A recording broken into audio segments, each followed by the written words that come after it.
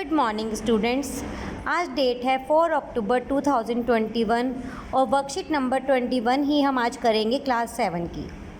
बेटा इसका टॉपिक है हमारे आसपास की ठोस आकृतियाँ। टॉपिक को पढ़ने से पहले हम थोड़ा पूर्व ज्ञान के क्वेश्चंस आपसे डिस्कस कर लेते हैं। तो पूर्व ज्ञान मतलब आपने पहले क्या इसके बारे में जो सीखा है उसके बारे में कुछ क्वेश्चंस पूछे जाएंगे, तो सही और गलत बताना है उसमें आपको। पहला, एक वृत्त, त्रिभुज, वर्ग तथा आयत समतल आकृति के उदाहरण है।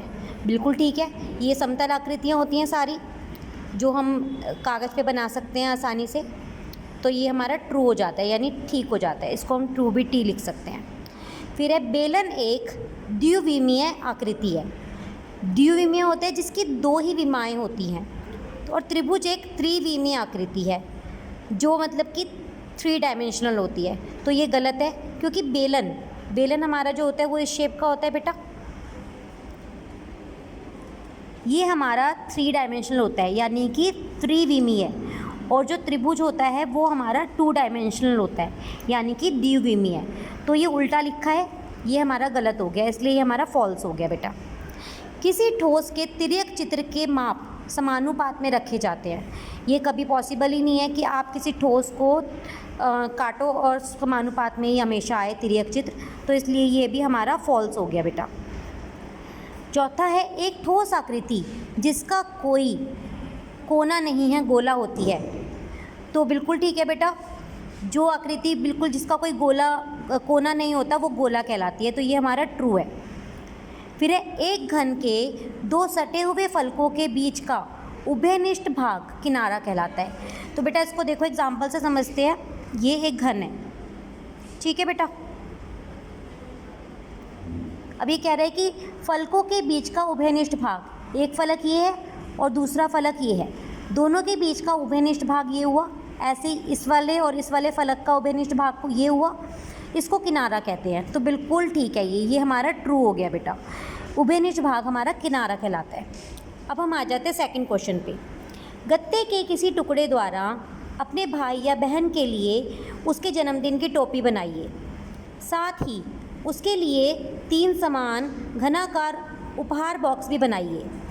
अब इन तीनों घनाकार बॉक्सों को एक दूसरे के पास रख दीजिए और अपने प्रश्नों के उत्तर दीजिए। ठीक है बेटा, पहला प्रश्न, जन्मदिन की टोपी के आकार का नाम लिखिए। तो बेटा हमने इसका टोपी आपको सब पता है इस आकार की बनती है। इस आकार का नाम हो गया शंकु, जिसको इंग्लिश में हम कोन भी कहते हैं, ठीक है। तथा इसके फलक, शीर्षक तथा किनारों की संख्या भी बताइए। तो बेटा देखो फलक होता है, एक इसका ये फलक है और एक इसका नीचे वाला फलक है, तो इसके फलक हो गए 2। शीर्षक माने कि हमारा वर्टिसेस, ऊपर का जो पॉइंट है ये हमारा एक ही होता है, इसमें शीर्षक एक हो गया।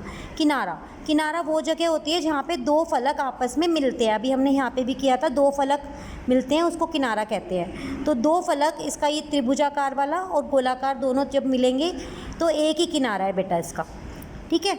अगला, जिन घनाकार डिब्बों को आपने ज़मीन पर रखा है उन्हें ध्यान से देखिए और प्रत्येक डिब्बे के कितने फलक आप देख पा रहे हैं उसकी संख्या लिखिए।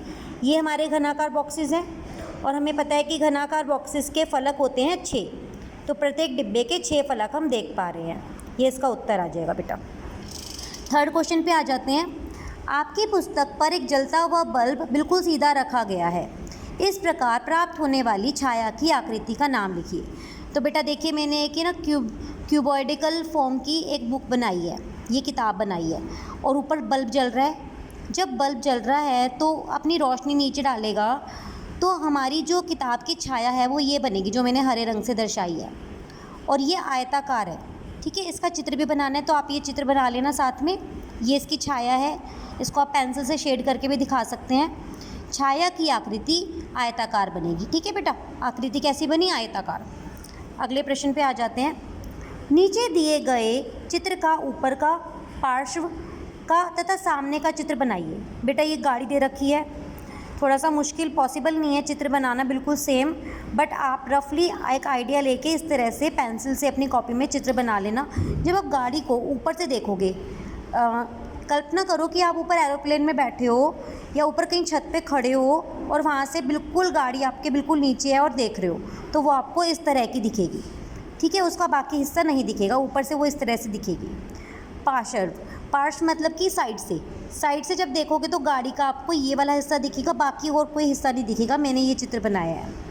फिर है सामने से जब देखोगे तो सिर्फ आपको ये वाली बॉडी और ये वाली बॉडी नज़र आएगी जहाँ लाइट्स लगी होती हैं, ठीक है बेटा, बाकी हिस्सा नहीं दिखेगा। सामने से आपको बस इतनी ही गाड़ी नज़र आएगी।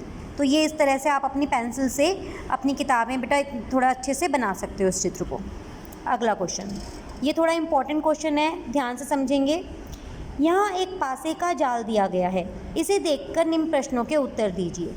पासे में 6 फलक होते हैं, 1 2 3 4 5 6 फलक दे रखे हैं और तीन जो फलक हैं उस पर नंबर लिखे हैं, 3 पे नहीं लिखे। तो इसमें पहले तो 1 नंबर, 6 नंबर और 4 नंबर मिसिंग है। तो मैंने यहाँ पे ना कुछ पासों के जो डिज़ाइंस होते हैं आपके लिए बनाए हैं, जो कॉम्बिनेशंस बनते हैं हमेशा, इनमें से इसके साथ ये वाला मैच कर रहा है, ठीक है।